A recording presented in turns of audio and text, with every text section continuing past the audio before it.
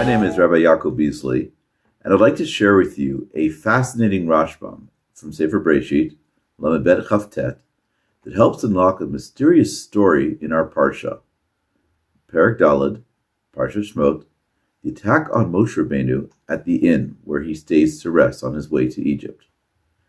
The Rashbam in Parashat Vayishlach writes that Yaakov was injured in his encounter with the Malach, because even though Hashem had already guaranteed his safety, Yaakov still chose to attempt to flee his encounter from Esav.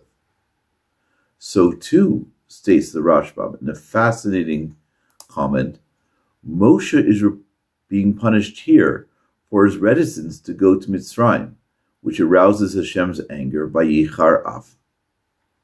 And not only Moshe, but Bilam as well, about whom Hashem became angry, because he went to Balak to curse Bnei Israel, despite Hashem's initial warning not to do so. Looking at these three stories, we see several similarities already. Each protagonist, Yaakov, Moshe, and Bilham, is attacked by a divine agent on their way to confrontation with a potential antagonist.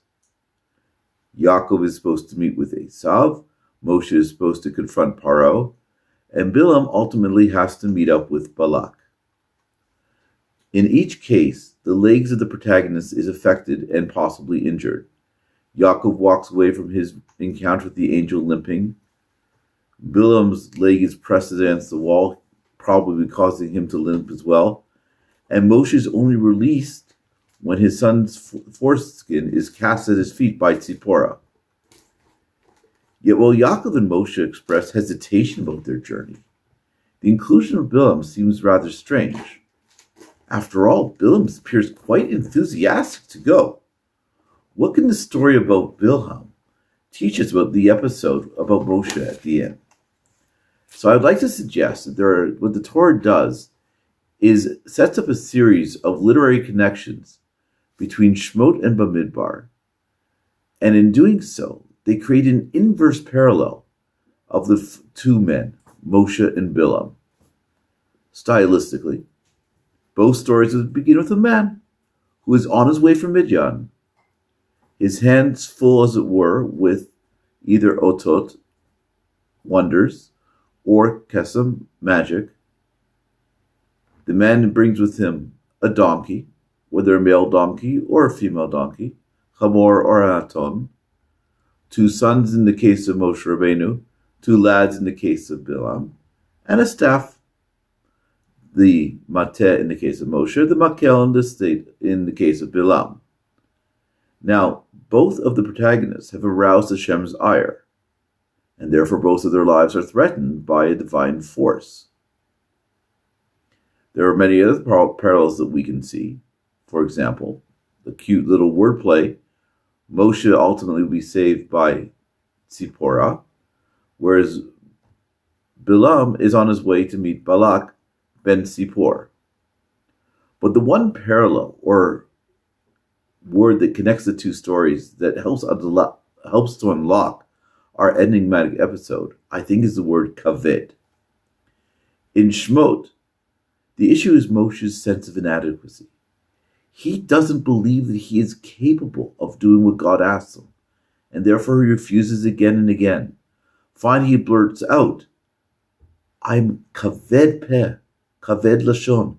I'm not able to speak well enough to do the job that you've given me. In Bamidbar, however, it is Bilam's ego that leads him to dream of great material riches and wealth. After all, he's been promised, kabed achabedcha. I will greatly, greatly honor you.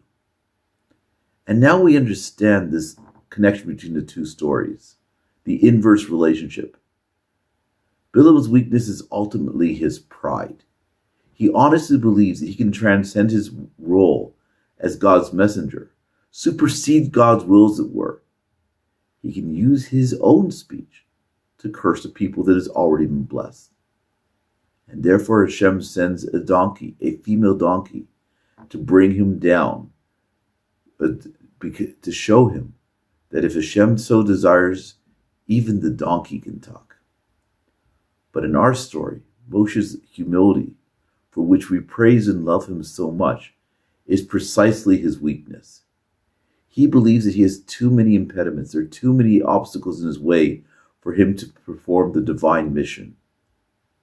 And therefore, he is taught by Tzipporah at the inn, through the symbols of the Brit Milah, that it doesn't matter, that these impediments will be removed, and that Hashem's appointment and command is actually an advantage and not a liability. And so what we have here is a really important message. Ultimately, we can only do what Hashem wants. No more, but also no less. And Hashem's commandment we can't transcend Hashem's commandment, but we can't, however, shirk our responsibilities either. Wishing everybody a Shabbat Shalom. Thank you very much for listening.